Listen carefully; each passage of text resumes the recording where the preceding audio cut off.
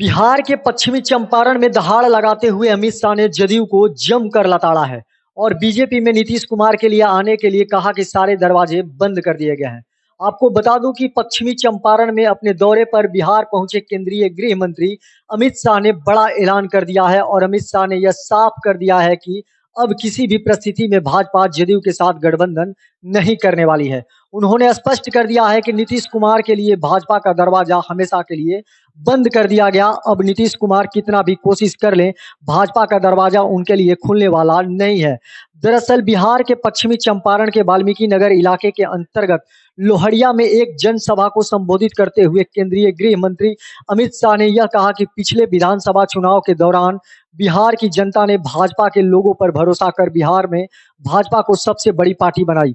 वहीं हमने नीतीश कुमार से वादा किया था, इसलिए उनको मुख्यमंत्री की कुर्सी पर बैठा दिया, लेकिन नीतीश कुमार अपनी आदतों से मजबूर हैं। अमित शाह ने कहा कि बिहार के मुख्यमंत्री नीतीश कुमार को हर 3 साल में पीएम बनने का सपना आता है, इसलिए वह इधर से उधर पलटी मारते रहते हैं।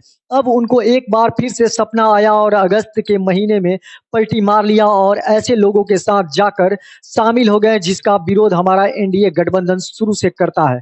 इसके आगे उन्होंने कहा कि नीतीश कुमार जिस जंगल राज के खिलाफ बोलकर नेता बने थे, आज उसी जंगल राज की जन्मदाता की गोद में जाकर बैठ गए हैं। वह अपनी कुर्सी के लिए किसी के साथ भी जाकर बैठ सकते हैं। इसके साथ ही अमित शाह ने कहा कि 2025 विधानसभा चुनाव में बिहार में बीजेपी की पूर्ण बहुमत की सरकार बनेगी। इसकी शुरुआत 2024 में करनी है।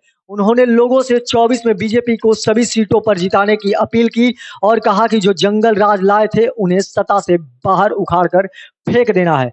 इसके अलावा उन्होंने कहा कि नीतीश ने लालू के बेटे को सीएम बनाने का वादा किया है, पर नीतीश तारीख नहीं बता रहे हैं। अगर वादा किए हैं तो तारीख वह कौन रहेगा?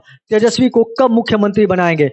आरजेडी के विधायक रोज मांग कर रहे हैं कि तेजस्वी को मुख्यमंत्री बनाया जाए, पर जैसे ही तेजस्वी बिहार के मुख्यमंत्री बनेंगे, बिहार में फिर से एक बार पुनः जंगल राज की वापसी हो जाएगी।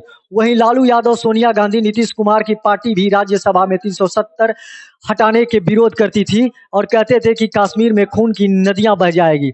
ये मोदी सरकार है, खून की नदियां छोड़ो, किसी की कंकड़ चलाने की हिम्मत नहीं हुई। इसके अलावा उन्होंने कहा कि बिहार में आरजेडी और जदयू का गठबंधन पानी और तेल के जैसा है, जो दोनों कभी नहीं मिल सकते हैं। आरजेडी तेल है तो जदयू पानी है। पीएम बनने के लिए कांग्रेस और आरजेडी की शरण में गए हैं और बिहार का बंटाधार कर रहे हैं। जिन लोगों ने भी नीतीश को पीएम बनाने का झुनझुना पकड़ाया है, वे करोड़ों रुपए का विमान भी खरीद रहे हैं, मगर केंद्र में जगह अभी खाली नहीं है। 2024 में तक अभी मोदी ही आने वाले हैं। नीतीश में साहस है तो आरजेडी और कांग्रेस के हिसाब जनता के सामने रखें। जबकि बजट पर बातचीत करते हुए अमित शाह ने कहा कि 15,000 करोड़ 3 प्रोजेक्ट हाईवे के पीएम मोदी ने दिए। पहला बेतिया पटना तमकुही तक, दूसरा गोरखपुर से सिलीगुड़ी और तीसरा बेतिया पटना हाईवे का निर्माण कराया जाएगा। लेकिन नीतीश बाबू ने जमीन ही नहीं दी क्योंकि लालू यादव का दबाव है।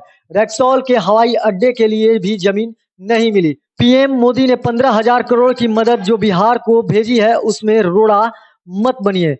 इसके साथ ही केंद्र में जब यूपीए की सरकार थी तब बिहार को सिर्फ 50,000 करोड़ रुपए दिए थे, मगर पीएम मोदी ने 2014 में 19 तक 1,09,000 करोड़ बिहार को दिए। मैं मोदी का हिसाब लेकर आया हूं। आप में साहस है तो आरजेडी और कांग्रेस का हिसाब जनता के सामने रखें। यूपीए सरकार ने 1.36 लाख करोड़ कर निर्धारण नीति के तहत दिया था। मोदी सरकार ने इसे बढ़ाकर 2,83,452 करोड़ रुपए कर दिया है। गरजते हुए अमित शाह ने जमकर राजद और जदयू को लताड़ा और यहां तक कहा कि 2024 और 25 विधानसभा का नेतृत्व भाजपा ही करेगा।